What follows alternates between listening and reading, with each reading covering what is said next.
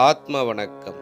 ஆத்மபிதா சுவாமி சிவானந்த பரமஹம்சர் அவர்களால் ஸ்தாபிக்கப்பட்ட சித்த சமாஜத்தின் தமிழ்த்திங்கள் வெளியீடான உலகக்ஷேமம் இதழில் இடம்பெற்ற சித்த வேத கருத்துக்கள்.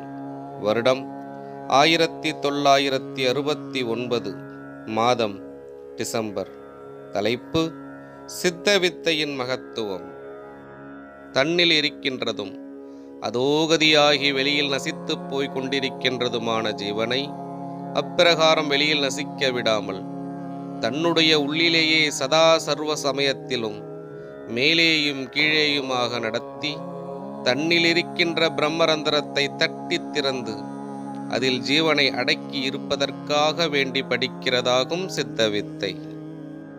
சத்குருநாதனும் சித்த சமாஜ நிறுவகருமாம் சுவாமி சிவானந்த பரமஹம்சரால் மேலே விவரித்து கற்பிக்கப்பட்டிருப்பதும் உலகெங்கிலும் கோடிக்கணக்கான ஜனங்களுக்கிடையில் தொட்டு காண்பித்து உபதேசிக்கப்பட்டு இன்றும் நடப்பில் இருந்து வருவதுமாகிய சித்தவித்தை என்பதுதான் பிராணாயாமம், வாசியோகம், பிரம்மவித்தை, தாரக மந்திரம், காயத்திரி, பஞ்சாட்சரம், ஓங்காரம், பிரணவத்துணி, சாகாத கல்வி, பேசாத மந்திரம், உயிரெழுத்து, வெட்டாத சக்கரம், உருமொழி என்னும் மற்றுமாக வேத சாஸ்திர வல்லுநர்களால் அவரவருடைய அனுபவத்திற்குரிய மொழியில் பெயர்கள் சொல்லப்படும். அவ்விதமாக பல மகத்துவ பெயர்களை கொண்டு விளங்கி வருவதுமாகிறது.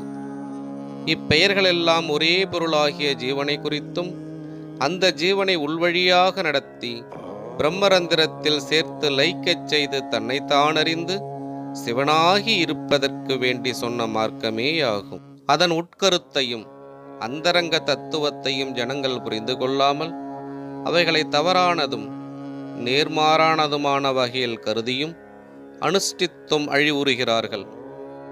மேற்பிரகாரம் சித்த வித்தையைத்தான் ஞானிகள், சித்தர்கள், மகரிஷிகள் முதலான மற்றும் அநேக மகான்களாகிய தவஞான சிரேஷ்டர்களும் கண்டடைந்து படித்து அதனை சாதனை செய்து வந்ததின் பயனாக தன்னைத்தான் அறிந்து தன்மயமாகி ஞான தத்துவமாகி எல்லா உணர்வுகளையும் அற்புத சக்திகளையும் தனக்குள்ளாகவே பெற்று மரணமெனும் கொடும் பிணியை வென்று வாழ்ந்து வந்திருக்கிறார்கள் என்பதும் அவர்களுடைய சிரேஷ்டமிக்க நூல்களில் இருந்தும் அறிய கிடைக்கிறது.